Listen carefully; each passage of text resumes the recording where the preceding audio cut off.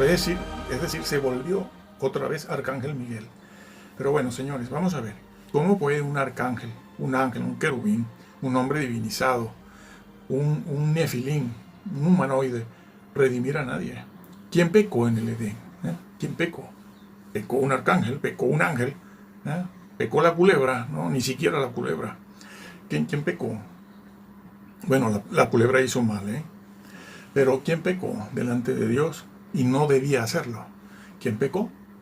Pecó un hombre divinizado, un hombre que es mitad humano y mitad divino, que deidad no es lo mismo que divinidad.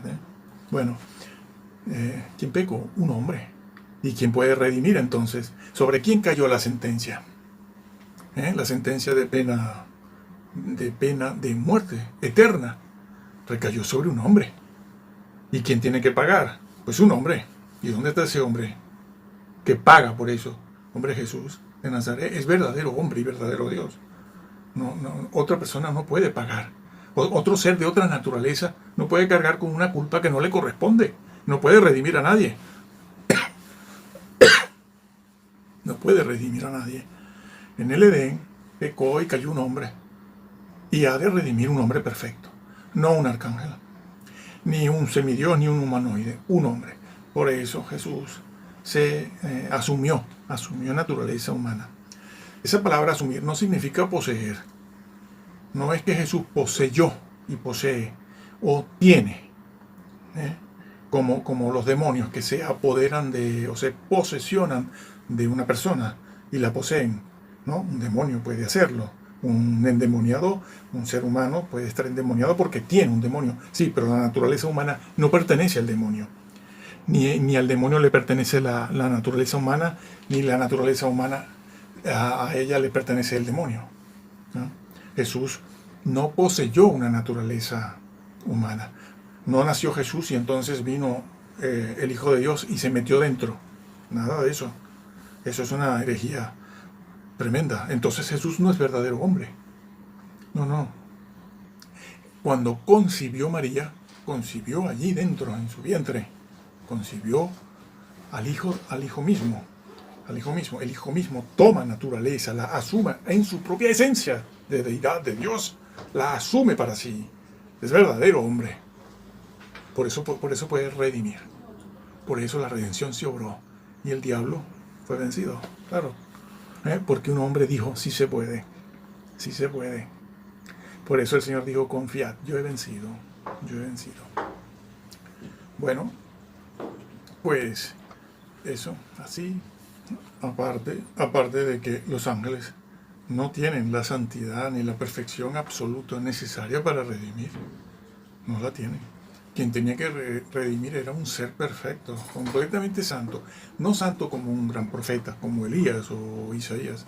No es esa la santidad de Dios, ni la que Él requería de un mediador. Esa santidad, pues es una santidad que los hombres o los profetas o los grandes hombres como Moisés o el mismo Bautista tienen o tenemos en algún grado, mayor o menor, pero la santidad de Jesús era absoluta y por eso Él dijo, quien de vosotros me redarguye de pecado. Hacía falta esa santidad. Los ángeles no la tienen. ¿Cómo que la tienen? No la tienen. ¿O es que los ángeles no cayeron? Cayeron. ¿Por qué cayeron? Porque no son inmutables. Y su santidad no es absoluta. Se dice en el libro de Job que Dios puede hallar necedad en sus espíritus, en sus ministros, en sus ángeles. Claro. ¿Por qué? Bueno, porque Dios es Dios. Dios es Dios. Los ángeles, por muy elevados que sean, lo que tienen es un grado de santidad, un grado limitado que pueden guardar o pueden violentar. De hecho, violentaron. Y no solo una vez. Y ángeles de muy alto nivel. Bueno, parece que el querubín alado era algo así como el querubín protector, sí. Era algo así como la mano derecha del Señor. Pero allí mismo estuvo la traición. Jesús, no, hombre, bueno, no, a Dios no lo puede tentar nadie. A Dios no lo puede tentar nadie, absolutamente nadie. La prueba, bueno, el diablo lo tentó con todas sus fuerzas en el desierto de la tentación y no se pudo hacer nada. El diablo no pudo, no lo tentó de todas las formas y maneras y trató siempre de hacerlo y le causó un dolor que en otros vídeos lo hemos dicho, un sufrimiento físico, aparte del mental, espiritual, le causó un dolor físico que nadie en esta tierra todavía ha pasado. Y el Señor lo aguantó, no cedió, no cayó en ninguna provocación ni tentación. Dios puede ser tentado, no puede ser tentado, no puede ser tentado. Hay una herejía corriendo por ahí, y es lamentable porque las personas que están haciendo esto además van cobrando dinero a través de todas estas agencias bancarias que hay por internet.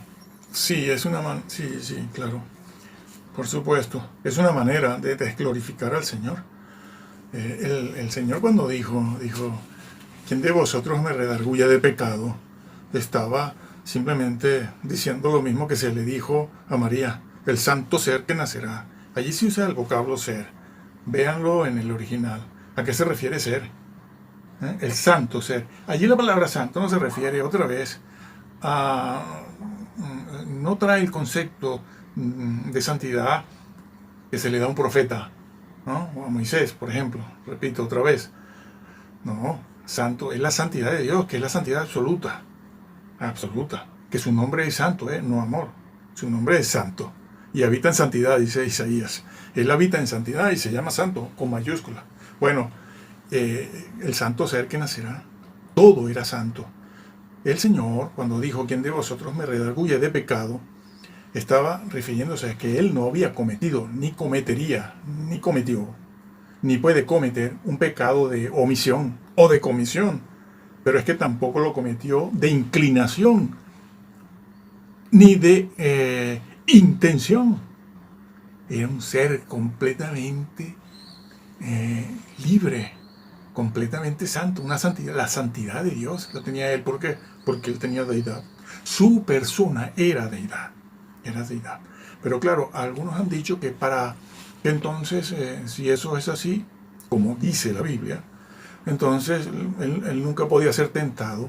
¿Por qué? Porque dentro de su ser, en su persona, en su naturaleza, no existía una disposición hacia el pecado. Y entonces enseñan, recientemente han colgado un vídeo por el que piden dinero además, han colgado un vídeo donde dicen, no, él sí tenía una naturaleza en la carne, dicen, en la carne, para que pudiera ser o experimentar de manera real las tentaciones. Está equivocada esta persona, ¿no? Hay un montón, como dice y esto que, como dice Pablo en el libro, en 2 de Timoteo, que le dice, se amontonarán maestros. Bueno, se están amontonando maestros que van leyendo libros, blog por aquí, blog por allá, buscando opiniones, pareceres. Después forman ellos mismos su doctrina y la lanzan. Pero eso es un error decir eso. Desglorifica al Señor. Ponerlo a Él en la carne como a cualquier otro humano. Entonces, no sería cierto aquello de el santo ser que nacerá. No. Eso sí es cierto. Y se los voy a explicar. Esta persona que va poniendo cientos de vídeos diciendo barbaridades, apela a que Jesús tenía que tener una naturaleza humana exactamente igual a la nuestra, inclinada al mal, aunque no haya pecado, pero inclinada al mal, para que pudiera experimentar las verdaderas tentaciones del diablo y de la sociedad y del mundo y de la vida. Un error tremendo. Porque si no, entonces no era tentable. Un momento. Satanás fue creado malo. Fue creado con una necesitaba estar inclinado al mal para que al final se rebelara y creara todo lo que ha creado. No. Adán, vamos con hacía falta eso para fue creado, para rebelarse. para codiciar. El diablo pecó él solito pecó, ¿eh? Y era perfecto, lleno de una sabiduría que dicen que era la envidia de las demás criaturas. Entiéndase envidia en el buen sentido, en un sentido sano. Era la envidia de todos los demás seres cuando lo vieron su belleza, su creación, su sabiduría, su conocimiento, su posición en el universo. Era la creación máxima de Dios. El ángel protector, querubín protector, necesitaba estar inclinado al mal para que al final se revelara y creara todo lo que ha creado. No. Adán, vamos con Adán. Adán, ¿cómo fue creado? Estos creyentes creen que Adán fue creado neutro. No, dice la Biblia, el Señor lo dice, yo lo levanté justo, lo levanté en justicia. No digan que Adán fue creado neutro, porque entonces Dios hizo hubiese hecho una mala creación en ese caso, pero no es el caso. Él fue creado bueno, muy sabio Adán, pero cayó, pecó y fue engañado. Necesitaba una naturaleza ya predispuesta al mal para pecar. No la necesitaba, no hace falta. Fue creado justo, lo levanté en justicia, dice el Señor, pero él cayó. Y después los que vinieron después también cayeron porque quisieron, no porque estuvieran mal predispuestos hacia el pecado, no, porque quisieron. Jesús, aunque era santo, tenía la santidad de la deidad, perfecto, no necesitaba estar luchando con su propia naturaleza, ¿no? Pecaminosa, no. Él no luchaba contra sí mismo, no había algo dentro de él que lo inclinara al mal, que lo inclinara a cometer algún pecado, alguna transgresión. No. Nunca él sintió eso, pero podía ser tentado. ¿Sí? ¿Con qué? Con aquello que era su punto principal, el punto neurálgico de su existencia misma, que era ¿qué? El reino. En eso Satanás se puso en evidencia, porque no lo tentó con un refresco, ni con un trozo de queso o de carne. Lo tentó ¿con qué? Con el reinado y el poder. Y Jesús dijo no. ¿Por qué? Porque esos no son los métodos de Dios. Y yo he venido a obedecer a Dios. Y él fue tentado como humano, pero su persona era la deidad. Tenía deidad. Imposible. ¿Quién de vosotros me redarguye de pecado? Nadie me redarguye. Ni de omisión, ni de comisión, ni de inclinación, ni de intención. Nada. No digan lo contrario, porque eso a él no le agrada nada. Nada, no. Y no entran por haber tergiversado la doctrina más importante de la redención. Pueden pensar otras cosas diferentes de las que están en la Biblia en cuanto a otros temas que pareciera que no tuvieran importancia. Bueno, veremos. Pero en cuanto a la persona y la obra del Señor Jesús y la deidad, la redención, su sangre, no tuerzan nada, porque se pueden llevar una sorpresa desagradable. Bueno, sí, claro. Es que Hebreos 1 lo dice. ¿A cuál de los ángeles dijo Dios jamás? Mi hijo eres tú, siéntate a mi diestra? ¿A cuál? Y ese mismo capítulo 1 de Hebreos, ese mismo capítulo, al final, lo vuelve a repetir. Y recuerda ese versículo muy conocido que está en otras partes. Bueno, es un recordatorio del Salmo 110, del 1 al 7, donde, bueno, vale la pena aquí buscarlo, ¿no?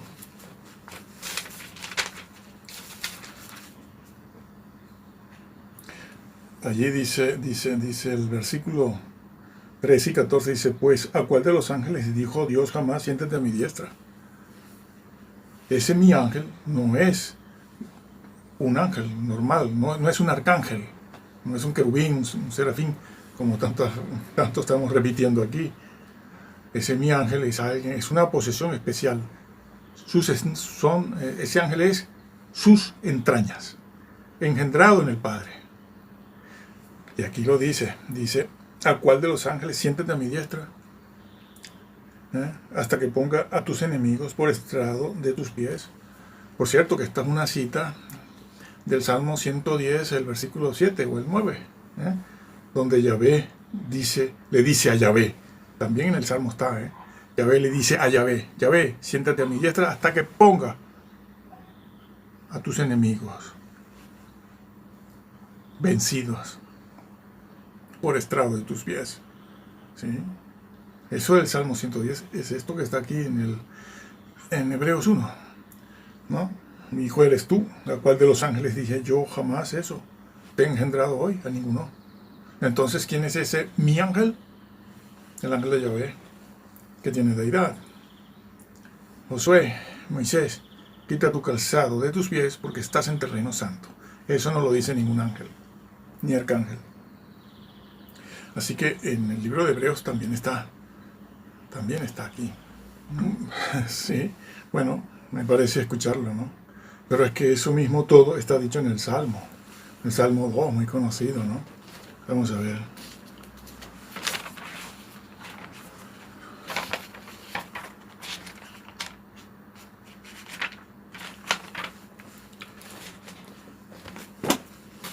El Salmo 2 es un salmo mesiánico, El versículo 7 dice, yo publicaré el decreto, Jehová me ha dicho, mi hijo eres tú, yo te he engendrado hoy. Es lo que está en Hebreos, es lo que está en el Éxodo, es lo que está en el Éxodo. Pídeme y te daré por herencia a las naciones, lo que está en Apocalipsis y lo que está dicho en otras partes también, pero Apocalipsis y aquí. Y hacia el final, el versículo 12 dice, honrad al Hijo para que no se enoje y perezcáis en el camino, pues se inflama de pronto su ira. Aquí dice el Hijo, dice, honrad al Hijo, es decir, obedécele, séle fiel, porque de eso se trata, de honrarle, serle fiel, obedecerle, para que no se enoje, que es lo que le ha dicho en Éxodo 23, Yahvé a Moisés, oye su voz, no le seas rebelde, porque a lo mejor no te lo perdona. Es lo que está dicho aquí en el Salmo también. Está dicho. Es coherente la Biblia. Hay coherencia. Coincide todo. Y perezcas en el camino. Bueno, el ángel de Yahvé, el Señor, es la segunda persona de la deidad. Sí que trajo juicio allí en el desierto, que se lo había dicho el Padre ya. Y entonces dice, repito todo el versículo, honrad al Hijo. Allí en Éxodo era mi hijo, mis entrañas, para que no se enoje. No, es amor. Dios es tanto amor como justicia. Y perezcáis en el camino, pues se inflama de pronto su ira. Sí, Dios tiene ira, claro. Por supuesto. Es que si no, esto sería un desastre completo. No hubiera habido redención ni habría justicia. Y repito lo de antes. En la Biblia el vocablo amor no se utiliza como nombre propio de Dios. Pero el vocablo santo sí. ¿Cuál es su nombre? Santo. ¿Dónde habita el amor? No dice eso la Biblia de Dios. Dice que habita en santidad. Es el atributo superior, aunque todos los atributos pesan lo mismo. No hay uno mayor que otro. Todos pesan lo mismo. Bueno, eso está dicho allí en el Salmo. Corrobora Hebreos, corrobora Éxodo, el Salmo 110, corroborado por Juan 1.1, por Filipenses 2, Colosenses 2.9 o 2.6, que dice el apóstol Pablo, hablando de los ángeles, arcángeles, los eones famosos, esos intermediarios o mediadores, que es a lo que se refiere Juan cuando utiliza el vocablo logos, griego, porque escribía a griegos, gente con mentalidad griega. ¿Qué dice entonces Pablo allí en Colosenses a la iglesia de Colosas? una iglesia muy próspera, ¿eh? Porque había muchos judaizantes allí, ¿no? Y otros que no lo eran, propios del lugar, de Frigia y eso. Y esa zona, Pablo les dice, ustedes no necesitan eones, no necesitan otros mediadores, no necesitan seres espirituales, no necesitan seres mediadores, ni arcángeles, ni ángeles. Allí en ese mismo capítulo 2 de a los Colosenses se habla del culto a los ángeles, porque existía allí, entre cristianos. Pablo le dice, no necesitan nada de eso. Ustedes necesitan a Jesús porque en él ¿qué? Habita la plenitud de la deidad. Eso no es un representante. Claro, los mesiánicos ponen ahí cualidad divina, claro, porque divino no es lo mismo que deidad. Deidad no es lo mismo, ni es igual que divinidad. En el blog está explicado. Está explicado en las clases en los escritos que damos. Bueno, entonces allí está, en Colosenses. Habita la plenitud.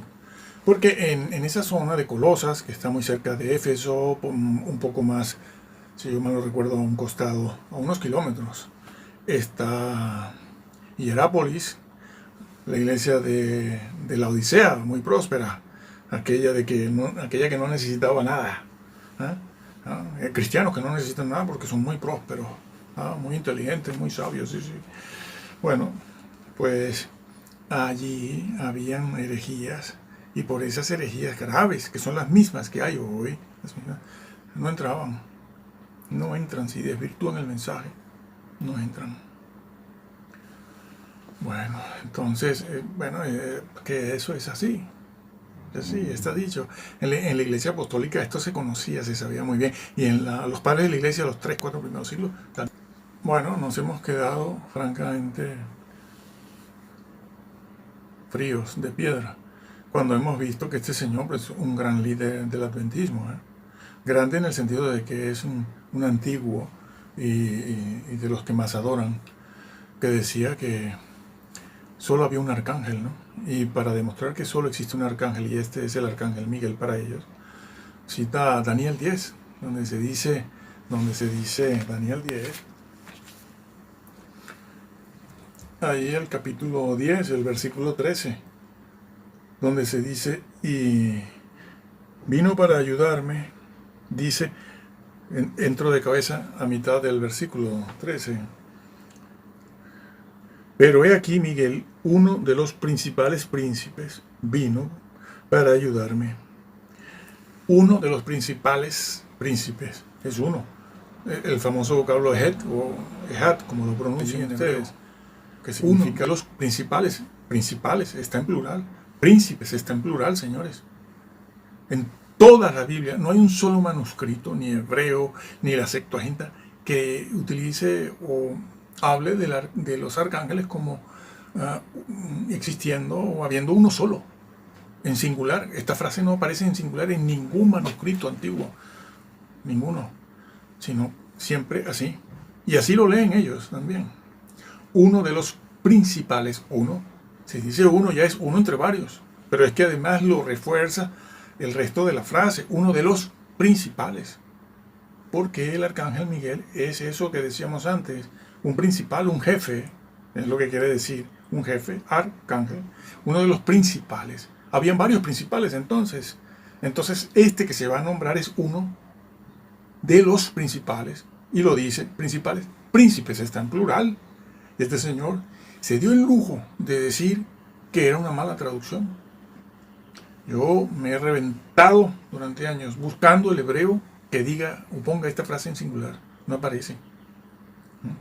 Es uno de los principales. ¿Por qué? Porque hay varios arcángeles. El arcángel Gabriel es otro arcángel. Y apelan también a Judas, versículo 9, donde se habla del arcángel Miguel.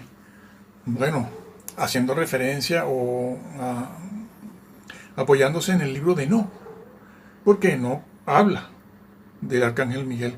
Pero es que si fueran consecuentes con sus enseñanzas y quisieran buscar la verdad, tan solo tienen, por ejemplo, que leer, que yo recuerdo en este momento, el capítulo 20 de Enoc, lo pueden buscar ustedes, lo pueden buscar, el capítulo 20 menciona a todos los arcángeles, son 7, Miguel, Gabriel, Rafael, Uriel, Sael, no me acuerdo de todos. Bueno, están allí los 7 y se mencionan a lo largo de todo el libro de Enoch y en otra parte de la literatura judía también. Bueno, si fueran consecuentes y amaran la verdad, ese libro de Enoch al que tanto citan, lo leerían y verían que hay otros arcángeles. Pero no, claro, la masa que está escuchando, la manada, pues no hace esto, ni lo sabe tampoco. Simplemente creen lo que le dicen. Como te vas a otra denominación y allí creerán lo que le digan allí. Y te vas a otra denominación y creerán lo que allí digan. Nadie se molesta en averiguar nada. Muy poco de cada 1001. Porque bueno, ya yo estoy bien aquí. Además, como ya yo creo, no, lo que te salva es el contenido de la fe. Y si tu contenido está errado, no entras, que no entras. ¿Eh? Entonces dice allí uno de los principales príncipes, uno entre varios. A lo mejor aquí le ponen debajo la frase en hebreo, el hebreo, que lo pueden conseguir en internet o en cualquier software bíblico, y ahí está en plural. Así que si el arcángel Miguel fuese uno solo y fuese Jesús, entonces, bueno, es que no puede ser así. No puede ser así. ¿Por qué? Porque ese versículo 18 de Juan 1 dice y habla del unigénito del Padre. No solo habla de uno, de que el Hijo de Dios es uno solo. Porque eso es lo que está diciendo. Es uno. Es uno. Sino que además está diciendo que es único en su especie. Pero un arcángel no es único en su especie, es un ángel. Un arcángel es un ángel con una jerarquía, pero es que ángeles existen montones. Dios ha creado montones de ángeles, de diferentes niveles, con diferentes categorías, en una jerarquía, como en un organigrama de empresa, ¿no? Jerárquico.